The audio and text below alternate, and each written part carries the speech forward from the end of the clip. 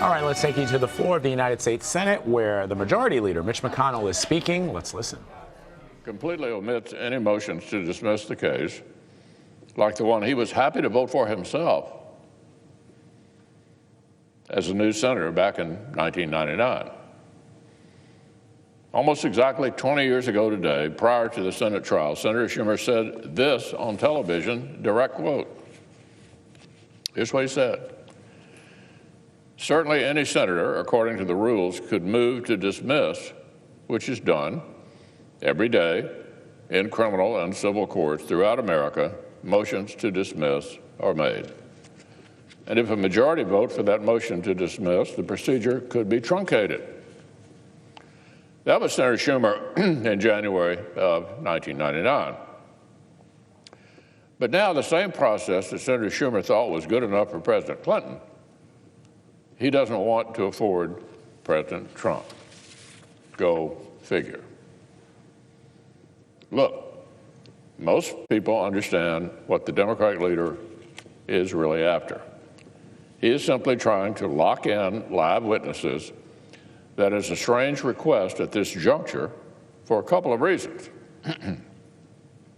But one thing, the 1999 version of Senator Schumer vocally opposed having witnesses, even when the question was raised after hours of opening arguments from the lawyers, hours of questions from senators, and a failed motion to dismiss. How can he have prejudged that he favors live witnesses so strongly this time before the Senate even has articles in hand? Moreover, presumably it will be the House prosecutor's job to ask for the witnesses they feel they need to make the case.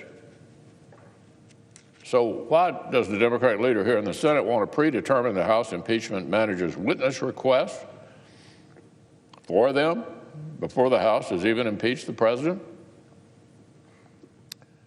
Might he be coordinating these questions with people outside the Senate? Here's one possible explanation. Maybe the House's public proceedings have left the Democratic leader with the same impression they've left many of us,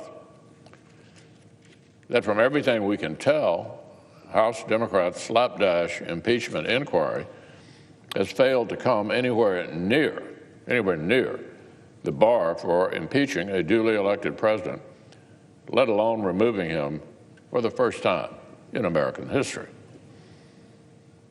And so those who have been eagerly hoping for impeachment are starting to scramble.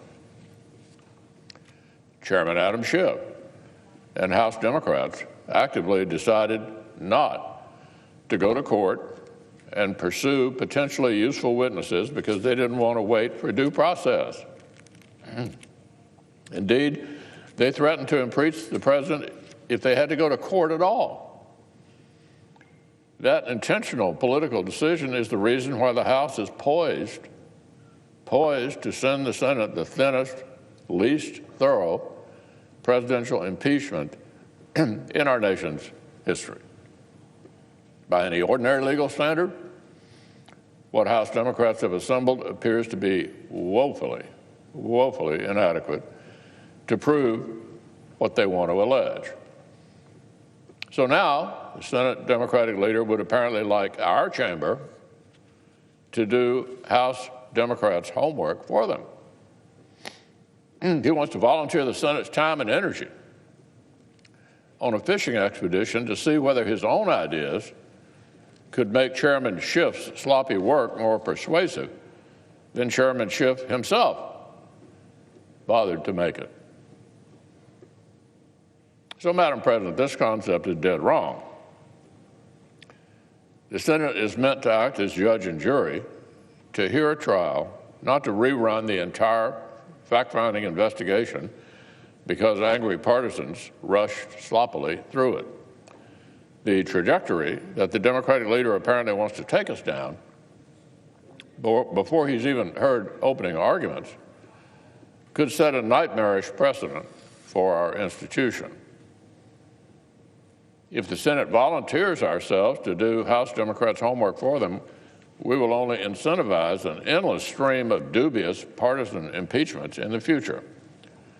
And we will invite future Houses to paralyze future Senates with frivolous impeachments at will. This misunderstanding about constitutional roles brings me back to something I raised earlier.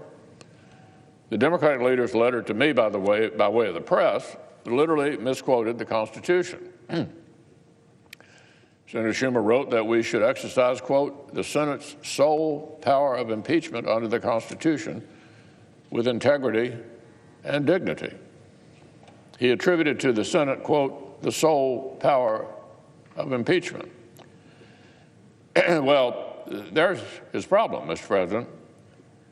That's the role the Constitution gives actually to the House, not to the Senate. To give it to the House. Article 1, Section 2 says the House of Representatives shall have the sole power of impeachment. Doesn't sound ambiguous to me. If my colleague wants to read about our responsibilities here in the Senate, he needs to turn to the next page. Article 1, Section 3 says the Senate shall have the sole power to try all impeachments. We don't create impeachments over here, Mr. President. We judge them. The House chose this road. It's their duty to investigate. It's their duty to meet the very high bar for undoing a national election. As Speaker Pelosi herself once said, it is the House's obligation to, quote, build an ironclad case to act. That's Speaker Pelosi. It's the House's obligation to build an ironclad case to act, end quote. If they fail, they fail. It's not the Senate's job to leap into the breach and search desperately for ways to get the guilty. That would hardly be impartial justice. The fact that my colleague is already desperate to sign up the Senate for new fact-finding, which House Democrats themselves were too impatient to see through, well, that suggests something to me. It suggests that even Democrats who do not like this president are beginning to realize how dramatically insufficient the House's rushed process has been.